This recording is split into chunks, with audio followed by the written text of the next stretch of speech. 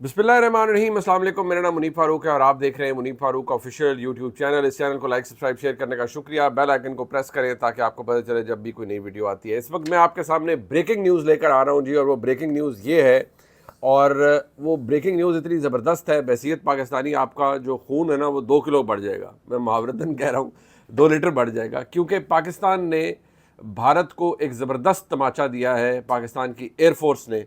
और वो किस तरह से हुआ, क्या हुआ, ये मैं आपको बताऊंगा। और पाकिस्तान ने एक दफ़ा फिर आउट क्लास किया है भारत की जो फ़ज़ाइया है, यानी भारत की एयरफोर्स है उनको। और ये जो रफ़ेल रफ़ेल वो करते रहे, पाकिस्तान के शाहीनों ने बेहतरीन काउंटर किया है और बेहतरीन तरीके से उनको पसपाई हुई और उनको वापस भागना पड़ा। वो कैसे हुआ, किस तरीके से हुआ, ये मैं आपको बताता हूँ जी। उसके अलावा ये कि अमेरिका कूद पड़ा है इस टेंशन के बीच में, और अब शायद सैनिटी प्रिवेल करे और भारत की तरफ से शायद शायद कोई अकल को वो हाथ मारे। लेकिन ये अभी भी खदशा मौजूद है कि भारत कोई ना कोई शरारत करेगा।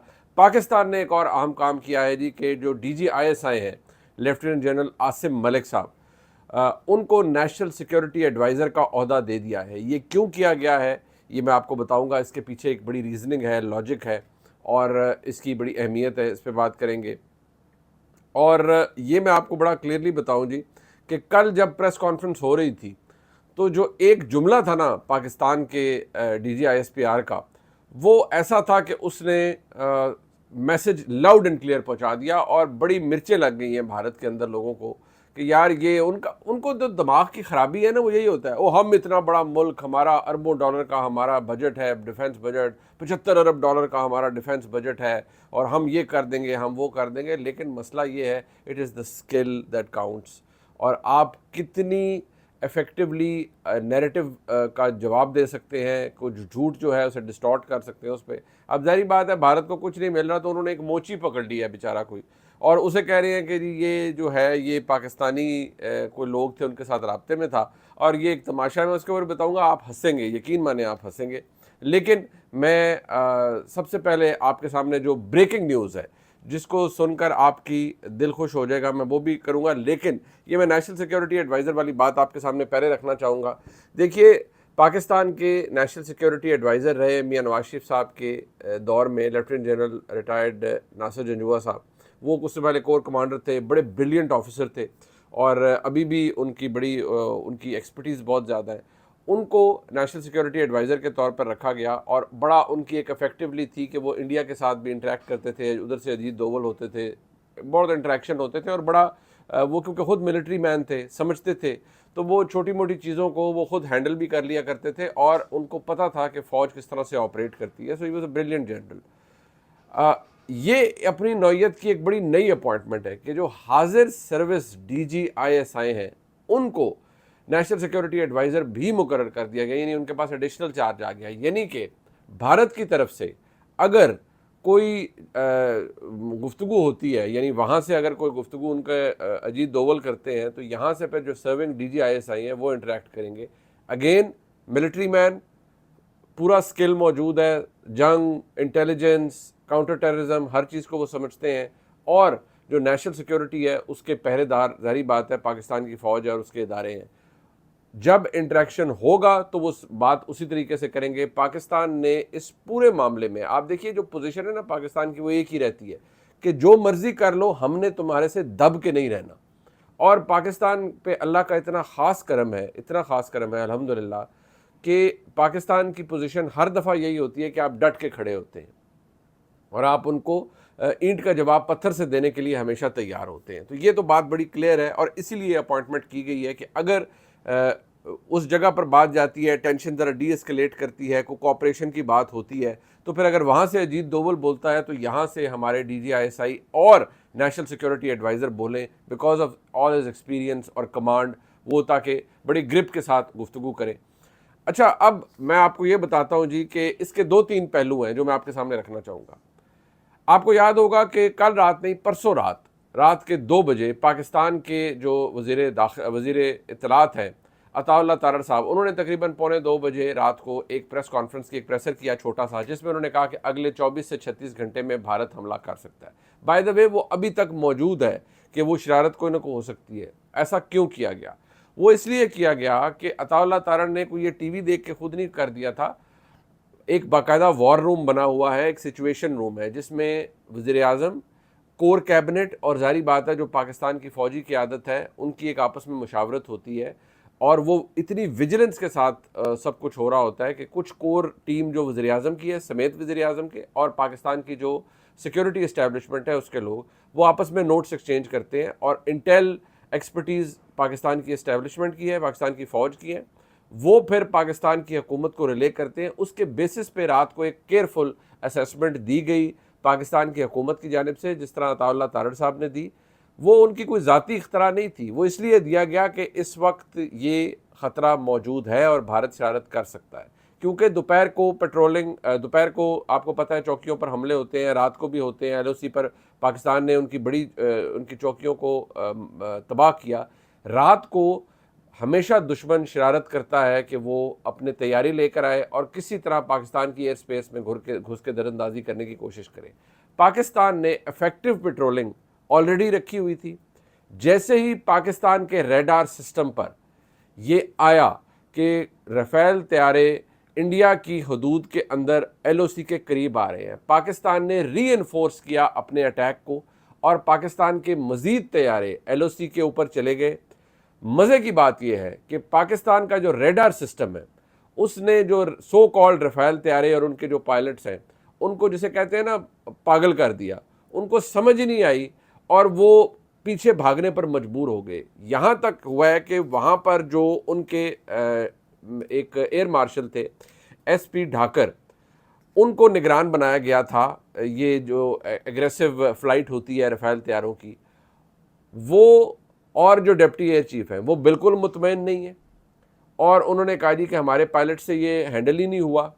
और हुआ ये कि वो रेडार पाकिस्तान का और जो पाकिस्तान का काउंटर था वो इतना माइटी था अल्हम्दुलिल्लाह कि जो भारत के जो वो उस वक्त पायलट्स थे उनको वापसी का रास्ता ही भूल गया और वो रेडार की वो उनकी कोशिश पूरी थी। परसों रात भारत का मुकम्मल कोशिश थी कि एयर स्ट्राइक पाकिस्तान में करनी है।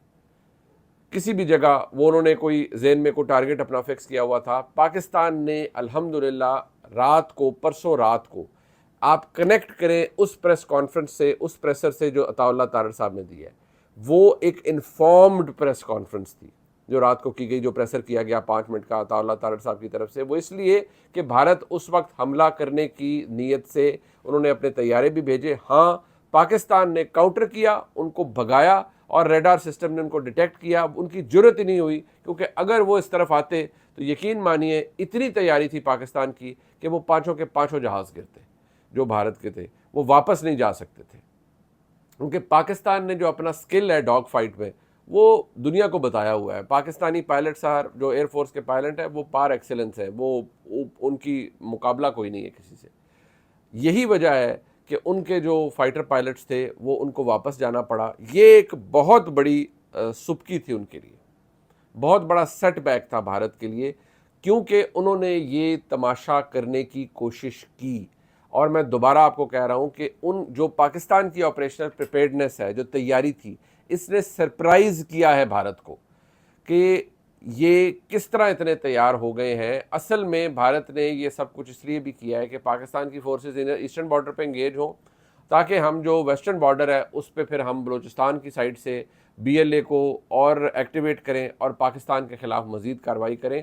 ये ऐसा कीना परवर और ऐसा घटिया नेबर है पाकिस्तान का जो भारत है, और इसकी सरकार इतनी घटिया है कि ये चैन से नहीं बैठते। अब इनको और कुछ नहीं मिला तो इन्होंने ये हरकत करने की कोशिश की है। अब इस टेंशन को देखते हुए ये जो मैंने आपको बताया ये की है, जहन में रखिएगा। पाकिस्तान की तरफ से एक दफ़ा फिर तमाचा जो भारतीय एयरफोर्स को पड़ा है पाकिस्तान की एयरफोर्स की जानिब से, ये बात जहन में रखिए, ये इफ़ेक्टिव था। पाकिस्तान की हुकूमत ने उस दिन रात को पाकिस्तान को के अवाम को, दुनिया को बताया तो वो ठीक बताया कि पाकिस्तान सस्पेक्ट कर रहा है कि भारत शरारत करेगा। और भारतीय नीयत तो ज़ाहिर हो गई कि उन्होंने चौकियों पर हमला किया करने के लिए, फिर पाकिस्तान ने काउंटर किया, लेकिन रात को उन्होंने अपने रफ़ेल तैयारे भेजे। क्यों भेजे? पेट्रोलिंग के लिए नहीं भेजे, अटैक के लिए भेजे। काउंटर किसने किया? पाकिस्तान की फ़िज़ाइया ने।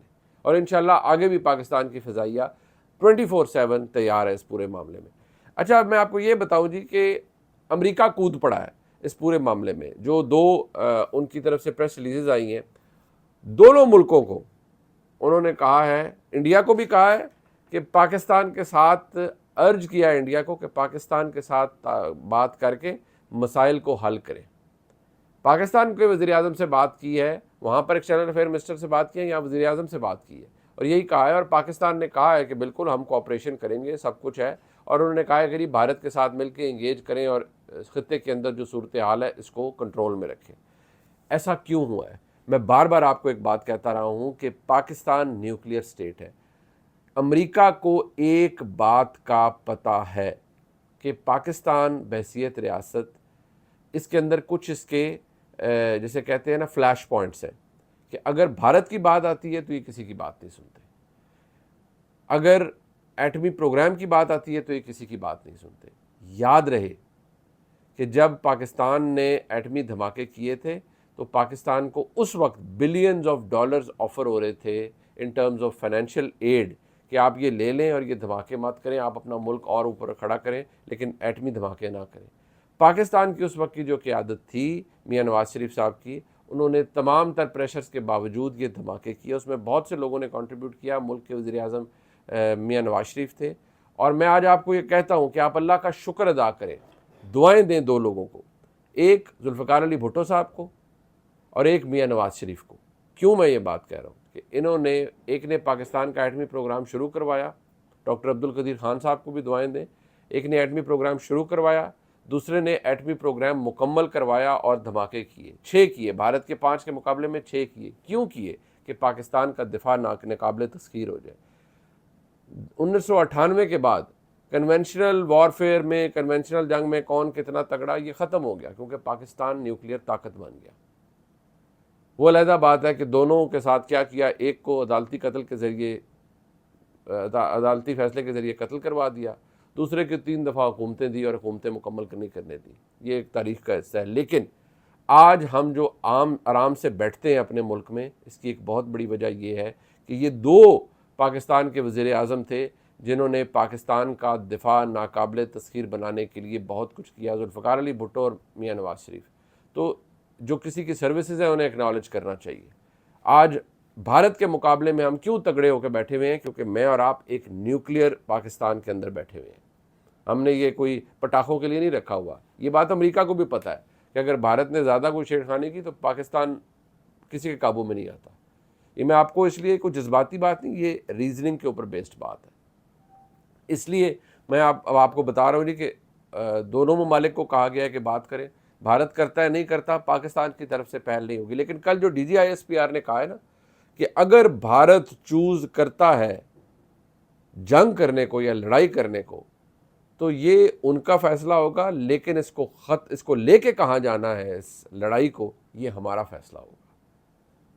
और हर जगह मेमोरेबल जवाब इंशाल्लाह पाकिस्तान की तरफ से दिया जाएगा और ऐसा जवाब होगा जो भारत को याद रहेगा। ये जो भारतीय हवाई जहाज़ वापस भागे हैं, इसकी बहुत बड़ी वजह यह है कि उनको अंदाज़ा ही नहीं है कि पाकिस्तान अल्हम्दुलिल्लाह कितना प्रिपेयर्ड है, कितना विजिलेंट है।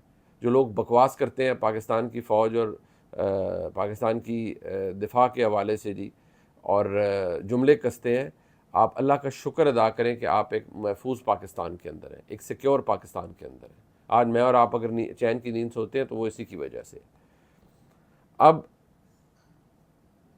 जो बात बार बार की गई है, अब भारत के अंदर क्या हुआ है जी कि वो क्योंकि बौखलाहट का शिकार है भारतीय, अब उन्होंने क्या किया जी, उन्होंने अपना मलबा जो है नाकामियों का वो अपने शहरियों पर धरना शुरू कर दिया है। ठीक है जी, बठिंडा छावनी में 7-8 साल से काम करने वाले मोची सुनील कुमार को गिरफ्तार किया है जी। सुनील कुमार को भारतीय हुकूमत ने कौमी सलामती को ख़तरे में डालने के इल्ज़ाम में गिरफ्तार किया है। ये रिपब्लिक टीवी कह रहा है, ये भी प्रोपेगेंडा टीवी है।